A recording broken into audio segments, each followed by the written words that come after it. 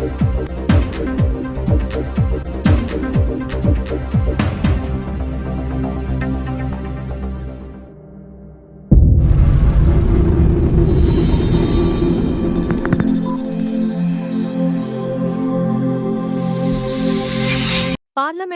వక్ఫ్ board bill ఆమోదం పొందడం హర్షణీయమని BJP అధ్యక్షుడు సంతోషం వ్యక్తం చేశారు. జిల్లా కేంద్రం పార్టీ కార్యాలయంలో ఏర్పాటు చేసిన విలేకరుల సమావేశంలో ఆయన మాట్లాడుతూ, ఈ బిల్లు ఆమోదం పొందిన ఘనత ప్రధానమంత్రి నరేంద్ర మోడీకే దక్కుతుందన్నారు. ప్రధానమంత్రి చేసే ప్రతి పని దేశానికి లాభం చేకూర్చేదే అయ్యుంటుందన్నారు. బీజేపీ నాయకులుగా నరేంద్ర మోడీ నాయకత్వంలో పనిచేస్తుందుకు తానెంతో గర్వపడుతున్నానన్నారు. ఈ ఆమోదంలో రాష్ట్ర ముఖ్యమంత్రి నారా చంద్రబాబు నాయుడు, డిప్యూటీ సీఎం పవన్ కళ్యాణ్లు అందించిన సహకారానికి ధన్యవాదములు తెలుపుకుంటున్నామని అన్నారు. బీజేపీ రాష్ట్ర కార్యదర్శి రెడ్డిపావని మాట్లాడుతూ, వక్ఫ్ బోర్డు రద్దు వలన భారతదేశంలోనే అనేక ముస్లిం ఉపయోగకరం అని కేంద్ర ప్రభుత్వం తీసుకున్న నిర్ణయాన్ని దేశ ప్రజలందరూ హర్షం వ్యక్తం చేస్తున్నారని అన్నారు. ఈ కార్యక్రమంలో BJP parliament convenor Sammara Lakshmi Narasimha, state vice director Kusumanchi Subbarao పాల్గొన్నారు. అందరికీ నమస్కారం.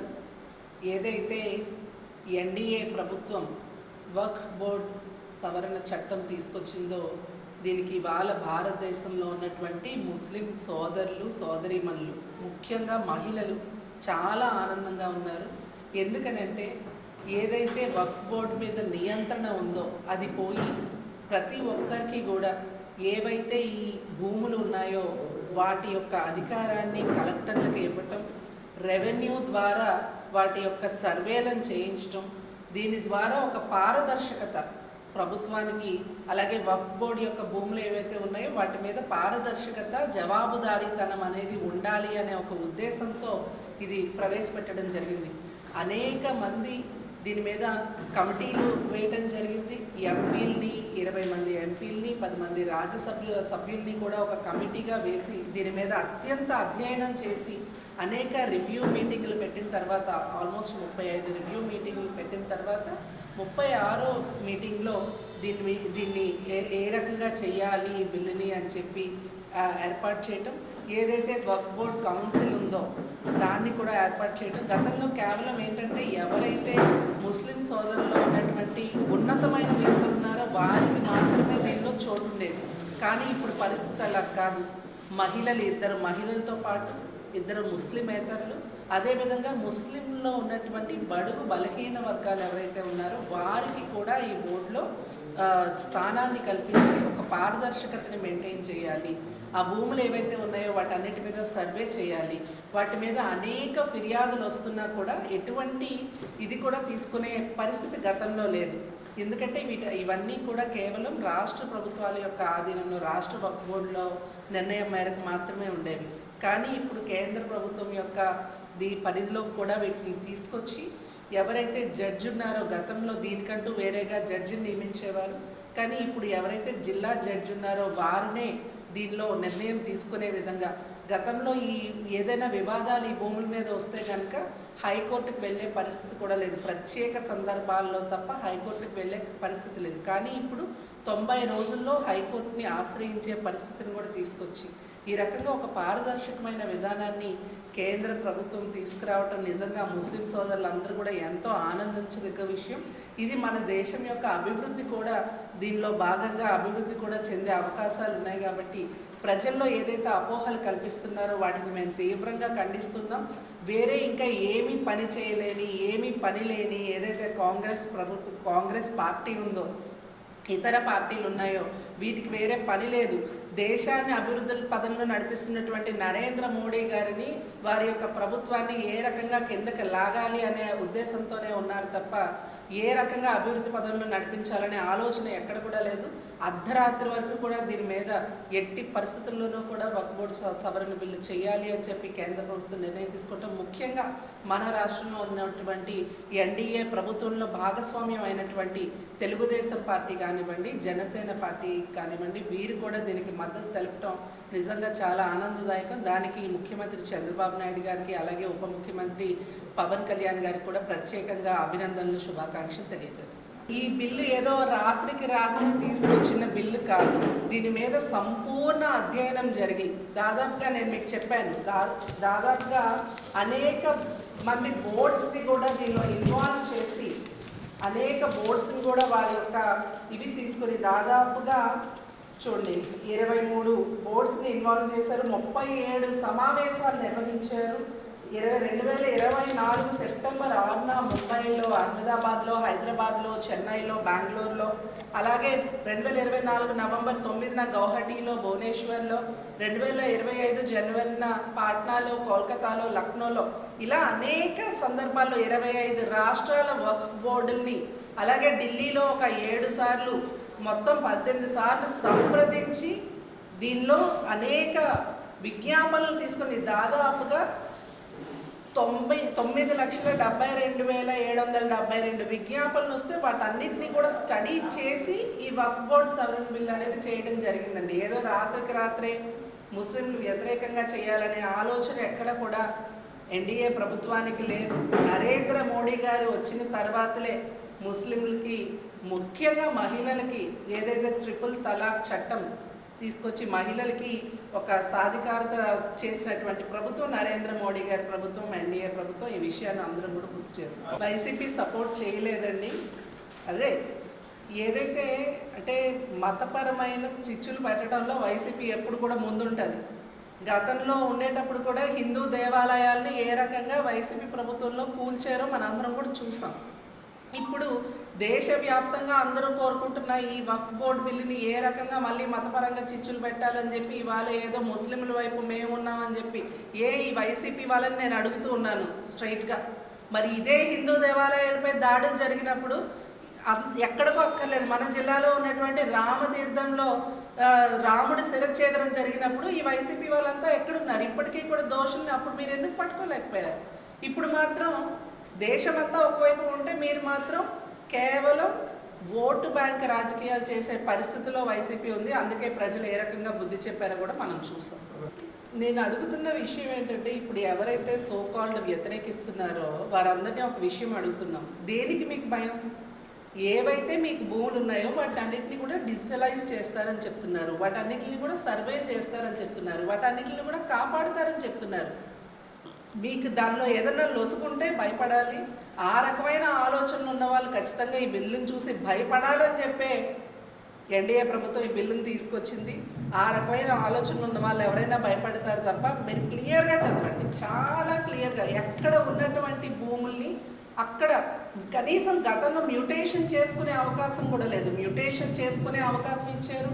ఏవైతే ఫిర్యాదులు అందుతాయో దాని మీద ఇది తీసుకునే చట్టపరమైన చర్యలు తీసుకునే అవకాశం ఇచ్చారు.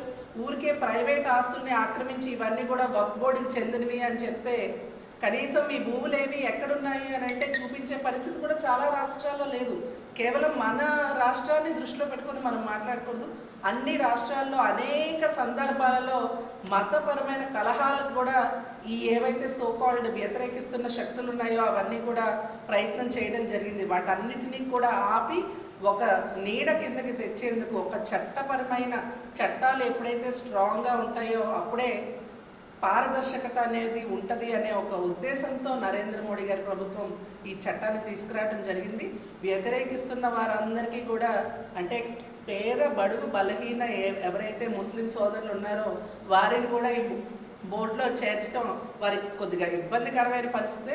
అలాంటి పరిస్థితి ఏదైనా ఉంటే కూడా వారందరినీ సపోర్ట్ చేయడానికే నరేంద్ర మోడీ గారి ప్రభుత్వం ఉంది. దానికోసం ఈ బిల్ తీసుకురావడం జరిగింది. ఈనాటి కార్యక్రమానికి వచ్చినటువంటి పాత్రికేయ మిత్రులందరికీ కూడా నా హృదయపూర్వక నమస్కారాలు తెలియజేసుకుంటాను. ఈరోజు ఎంతో సుదినం. ఈరోజు సూర్యోదయానికి మన దేశంలో వక్ఫ్ అనేటటువంటి ఒక త్రాచుపామును తయారు చేసినటువంటి పరిస్థితి ఏదైతే ఉండేదో దానికి కోరలు పీకి ఈరోజు పేద బడుగు బలహీన వర్గాలకి వక్ఫ్ యొక్క ఆస్తుల్ని చేరువ చేసేటటువంటి కార్యక్రమాన్ని నరేంద్ర మోదీ గారి నాయకత్వంలో భారతీయ జనతా పార్టీ సాధించిందని చెప్తున్నాం. ఇది ఒక మంచి విజయం. గతంలో ఈ వక్ఫ్ అనేదానికి విపరీతమైనటువంటి అధికారాలు కట్టబెట్టినటువంటి కాంగ్రెస్ పార్టీ అంబేద్కర్ గారు రచించినటువంటి రాజ్యాంగాన్ని కూడా తొంగలో తొక్కి రాజ్యాంగంలో ప్రజలకు ఇచ్చినటువంటి ప్రాథమిక హక్కుల్ని కూడా హరించేటటువంటి అధికారాన్ని ఈ వక్ఫ్కి కట్టబెట్టినటువంటి విషయాన్ని మనం చూడవచ్చు. ఒక వ్యక్తికి ఏదైనా ఒక సమస్య ఉన్నట్టయితే కోర్టు మెట్లెట్టే ఎక్కాలి అనేటటువంటి ఆలోచన ఉన్నప్పుడు తన యొక్క సమస్యల మీద పోరాడడానికి కోర్టుకు వెళ్ళేటటువంటి అవకాశాన్ని మన రాజ్యాంగం కల్పించింది. కానీ ఈ వక్ఫ్ చట్టంలో ఎవరిదైనా భూమిని ఈ వక్ఫ్ యొక్క బోర్డు నుంచి ఈ భూమి వక్ఫ్కు చెందుతుంది అని చెప్పి ఒక నోటీస్ ఇచ్చినట్టయితే దానిపైన కోర్టుకు వెళ్ళడానికి అవకాశం లేకుండా చేసినటువంటి ఒక చట్టం, ఒక అమానుషమైనటువంటి చట్టంగా దీన్ని చెప్పాలి.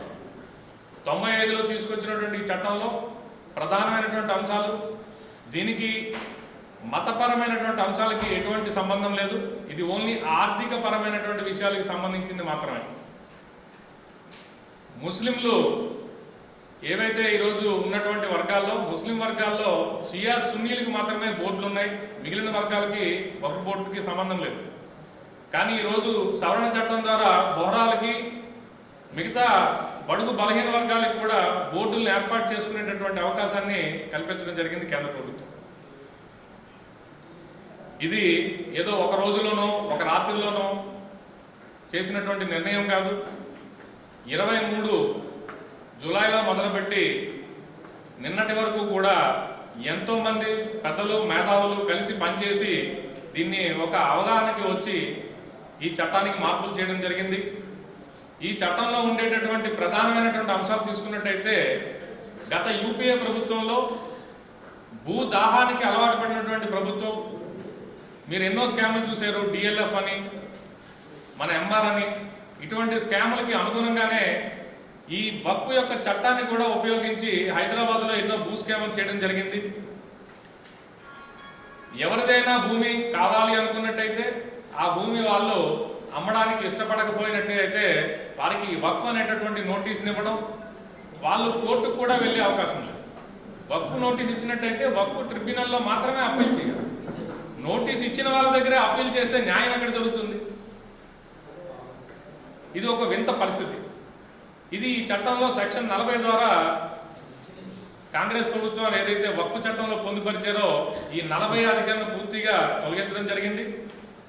ఇప్పుడు ఏ పేదలైనా కూడా తమ భూముల్ని వక్ఫ్ అన్యాక్రాంతం చేయడానికి చూస్తున్నది అని అనుకునేటట్టయితే ఖచ్చితంగా వాళ్ళు జిల్లా కోర్టులో అప్పీల్ చేసుకోవచ్చు.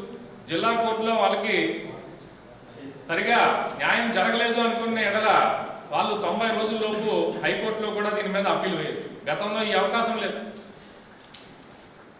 ఈ అవకాశాన్ని ఇప్పుడు నరేంద్ర మోడీ గారు కల్పించారు. చాలామంది అనుకుంటారు ఈ చట్టం ఏదైతే వచ్చిందో ఇది ముస్లింలకి వ్యతిరేకమైనటువంటి చట్టం అని చెప్పి ఏదైతే ప్రతిపక్షాలు గోల చేస్తున్నట్టు పరిస్థితుందో ఇది దీనికి పూర్తిగా భిన్నమైనటువంటి. సుమారుగా ఈరోజు వక్ఫ్ అండర్లో 40 లక్షల ఎకరాలు భూమి వక్ఫ్ చట్టం అండర్లోని వక్ఫ్ బోర్డు అండర్లో ఉంది. కానీ సంవత్సరానికి 126 కోట్ల రూపాయలు మాత్రమే ఆదాయాన్ని పొందుతున్నటువంటి పరిస్థితి. 40 లక్షల ఎకరాలు సుమారుగా భూమి ఉన్నటువంటి ఒక సంస్థకి వచ్చేటటువంటి ఆదాయం ఒక 126 కోట్ల రూపాయలు ఎలా అవుతుంది అంటే ఎంతమంది ఈ వక్ఫ్ అనేటటువంటి పేరుతో దోచుకుంటున్నారు. పేద ముస్లింలకు చెందాల్సినటువంటి డబ్బులు కూడా దోచుకుంటున్నారు. 40 లక్షల ఎకరాల దగ్గర సుమారుగా భూమి ఉన్నటువంటి ఈ వక్ఫ్ బోర్డులో ఎన్ని స్కూళ్ళు పేదల కోసం పనిచేస్తున్నాయి, ఎన్ని హాస్పిటల్ పేదల కోసం కట్టారు, అనాథల కోసం ఏం చేశారు, వితంతువుల కోసం ఏం చేశారు? ఏం వాళ్ళు ముస్లింలు కాదా? వితంతు ముస్లింల కోసం ఏం చేశారని చెప్పి ప్రశ్నిస్తే ఏమీ లేదు. ఆస్తుల్ని, భూముల్ని దోచుకోవడానికి ఈ సంస్థను అడ్డం పెట్టుకొని గతంలో కాంగ్రెస్ పార్టీ చేసినటువంటి దుర్మార్గాలన్నీ కూడా ఒక్కొక్కటిగా రాబోయే రోజుల్లో మీ ముందుకు వస్తాయి. ఈరోజు ఏదైనా ఒక సెంటు భూమి, అడుగు భూమి కోసం గొడవలు జరుగుతున్నటువంటి పరిస్థితుల్లో ఈ వక్ఫ్ నోటీస్ ఇచ్చి కొన్ని రాష్ట్రాల్లో అయితే పూర్తిగా ఊరికి ఊరినే ఇది వక్ఫ్ ఆస్తి అని చెప్పేసి ప్రకటించడం జరిగింది. ఆ ఊర్లో అన్ని రకాల కులాలు, అన్ని రకాల మతాల వాళ్ళు ఉన్నారు.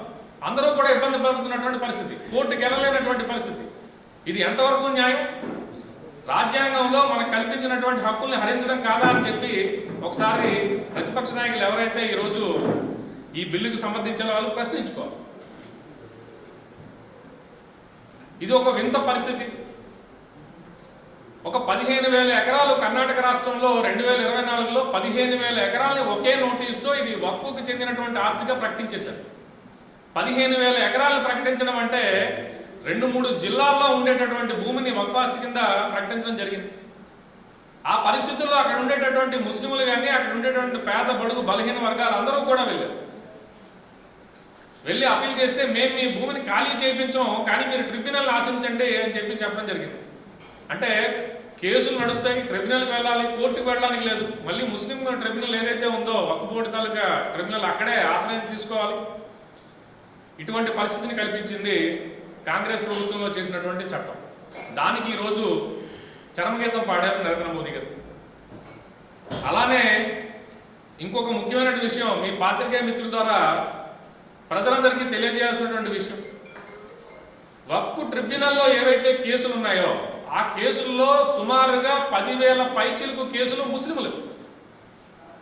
పేద ముస్లింలు మా భూమిని వక్ఫ్ అనేటటువంటి పేరుతో పెద్దలు కాజేస్తున్నారని చెప్పేసి ట్రిబ్యునల్లో వేసినటువంటి కేసులు 10,000 పైచిలకు కేసులు ఉన్నాయి. పేద ముస్లింలే ట్రిబ్యునల్ మీద మా భూమిని వక్ఫ్ కాజేస్తున్నది అని చెప్పి ఆశ్రయించే పరిస్థితి ఉంది అంటే అది ఆ వక్ఫ్ బోర్డు అనేది ఎవరికి పనిచేస్తున్నట్టు మనం ప్రశ్నించుకోవాలి. ఎవరి కోసం ప్రశ్నిస్తుంది? వక్ఫ్ ముస్లింల కోసం అంటున్నారు, కానీ ముస్లింల కోసం ఎక్కడ పనిచేసింది? ముస్లింల కోసమే పనిచేసినట్టయితే 10,000 పైచిల కేసులు ముస్లింలు ఎందుకు వేస్తారు ఆ బోర్డు మీద?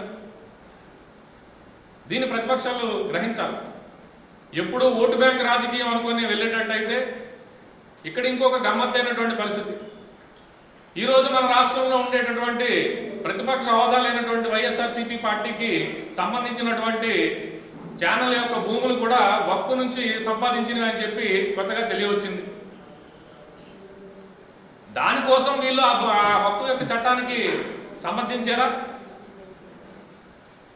అలానే హైదరాబాద్లో ఏవైతే వక్ఫ్ భూములు కాజేసినటువంటి పెద్దల యొక్క అంటూ ట్రిబ్యునల్కి ఆశించినటువంటి పరిస్థితుల్లో అందులోని ఈరోజు వైఎస్ఆర్సీపీ నాయకులు కూడా కొంతమంది ఉన్నారు. అందుకోసం వాళ్ళు ఈ చట్టానికి వ్యతిరేకించారా? తప్పితే పేదల కోసం ఆలోచన చేసేటటువంటి ఏ ఒక్క నాయకుడు కూడా ఈ చట్టానికి సమర్థించేటటువంటి పరిస్థితి ఉండదు. ఇది ముస్లింల యొక్క మతపరమైనటువంటి విషయాలపై ఎటువంటి దృష్టి సారించేటటువంటి చట్టం కాదు. ఇది ఓన్లీ ఆర్థిక కార్యకలాపాలకు సంబంధించినటువంటిది మాత్రమే. ఎటువంటి సంస్థ ఉన్నా అధికారులు లెక్కలు అడుగుతారు, ఎటువంటి సంస్థలున్నా ఆడిటర్లకు లెక్కలు చెప్పాల్సిన పరిస్థితి ఉంటుంది. కేంద్రంలో ఉండేటటువంటి వక్ఫ్ బోర్డుకి ఏదైతే ఉందో దానికి రాష్ట్ర ప్రభుత్వాల యొక్క వక్ఫ్ బోర్డులు సమాధానం చెప్పరు, లెక్కలు చెప్పరు. వాళ్ళు చెప్పిందే లెక్క.